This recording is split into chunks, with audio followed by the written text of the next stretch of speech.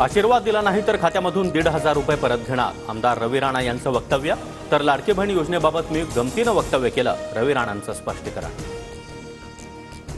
सरकारी पैसा रवी राणांच्या बापाचा आहे का? रवी राणा बेईमान माणूस।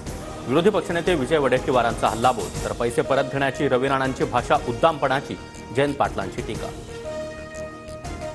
उपमुख्यमंत्री अजित पवारांनी शेताच्या बांधावर जात महिलांसोबत संवाद साधला। अजित पवार यांच्याकडून लाडकी बहीण योजनेविषयी विचारपूस, तर मुख्यमंत्री शिंदे यांच्याकडून सोयाबीनची पाहणी।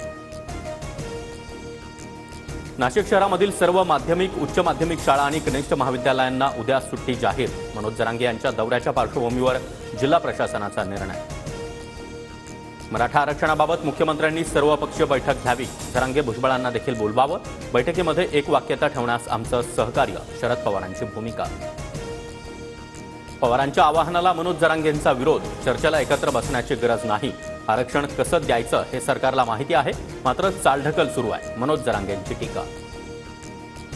मनोज जरांगे यांच्यानंतर छगन भुजबळ यांच्या एकत्र चर्चा करण्यास नकार। आडमुठेपणामुळे मागणी करणाऱ्यांशी चर्चा कशाला? मंत्री छगन भुजबळ यांचं वक्तव्य। आरक्षणाबाबत शरद पवारांची माझी चर्चा, आरक्षणाचा प्रश्न मार्गी लावण्यासाठी जे करता येईल ते करणार, मुख्यमंत्री शिंदेंचं वक्तव्य। कोकणी माणसावर बोलताना स्टँडअप कॉमेडियन मुनव्वर फारुकीकडून अपशब्द। मुनव्वर फारुकी एका वक्तव्यानं वादाच्या भोवऱ्या। मुनव्वर फारुकीचा व्हिडिओ सोशल मीडियावर व्हायरल। वक्फ बोर्डाकडून मातोश्री बाहेर आंदोलन करणारे सुपारीबाज मुख्यमंत्री शिंदेंचे। अकबर सय्यद, सलमान शेख कुणासोबत आहेत बघा, फोटो दाखवत संजय राऊतांचा शिंदेंवर आरोप। राज ठाकरेंच्या विदर्भ दौऱ्याआधी मनसे आक्रमक। विदर्भ दौऱ्यामध्ये ताफा अडवल्यास तिथेच चोप देणार, मनसैनिकांचा इशारा।